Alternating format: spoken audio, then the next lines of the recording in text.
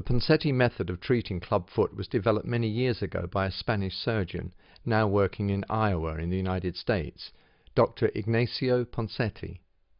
After a few years of operating on feet, he became convinced that surgery was the wrong approach for the treatment of clubfoot.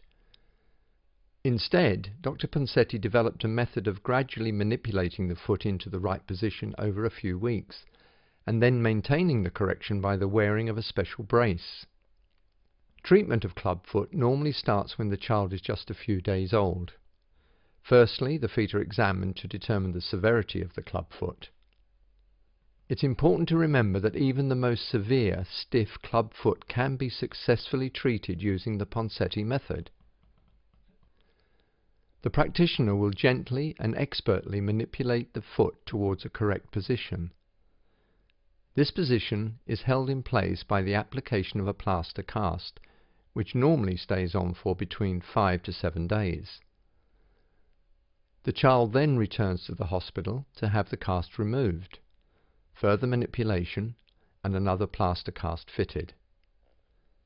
This cycle continues for up to 8 weeks, depending on the severity of the clubfoot. You will be amazed each week as you look at the difference in your child's feet and the changing shapes of the plaster casts. As the foot is moved into the correct position, the ligaments are stretched and the foot becomes more flexible. Often, at the end of this series of plaster casts, a simple procedure called a tenotomy is carried out. This involves snipping the tendon at the back of the heel, which allows the foot to be more flexible when pointing up and down. This procedure takes seconds, and it may be performed under local or general anesthetic. The foot is then put back in plaster for 3 weeks so that the tendon can regenerate. Parents are often worried about this part of the treatment if it's needed, but it's a very minor procedure. There are no stitches, and it can often be difficult to tell where the snip was made. After the last cast has come off, the foot has now been corrected, and I think this is fantastic. However, now comes what has been described as the hardest part of the treatment. This is when the continued care of the child's foot moves from the practitioner to the parents. It is really important to maintain the correction that has been achieved with the manipulations and plaster casts. So, in order to prevent a relapse, the child now has to wear a special foot brace, which is a pair of shoes attached to a metal bar. The brace, which holds the foot in an overcorrected position, has to be worn initially for 23 hours a day for 3 months. But after 3 months, in most cases, the time in the brace is reduced to between 12 and 14 hours, usually at night and during nap times. It may take a few days for you and your child to adjust to wearing the brace. There may even be some tears and sleepless nights initially, but this is short-lived. It is important that the brace is correctly and securely fitted. This will ensure that the correction is maintained and the risk of sores and blisters is reduced.